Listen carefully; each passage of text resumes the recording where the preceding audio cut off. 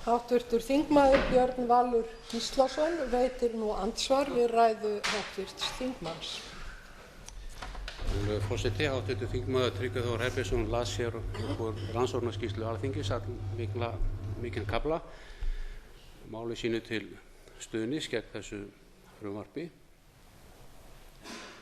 Nú það svo, virðulegur forseti, að rannsóknarskýrsla Alþingis er skrifuð á ákveðnu tilefni.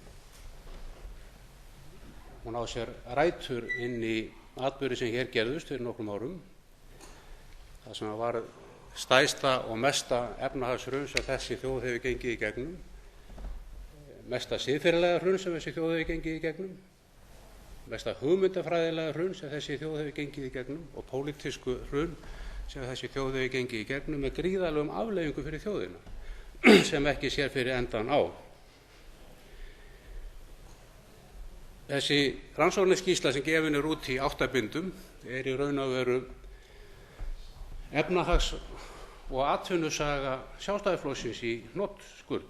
Þar er hún skrifuð og aldrei held ég að áður hafi verið gefið út jafn ítarlegt rit þann ágæta flokk heldur en þetta 8 binda rit. Ég get varla hugsað mér meiri skrumskælingu á þessari rannsóknarskýrslu heldur en að aðilar hrunsins og þá Sjálfstæðismenn noti hana sér til í rökstuðningi fyrir bættu siðferði og bættri pólitík og bættri stjórnsýslu á Íslandi. Það er varla hægt að fara verr með þetta ágæta rit heldur en það. Nú, við deilum ekki sömu túlkun á hvað rannsóknarskýrsla Alþingis fjallar. Ég held að það sé get ég orðað hinn stóra lygi vinstri manna að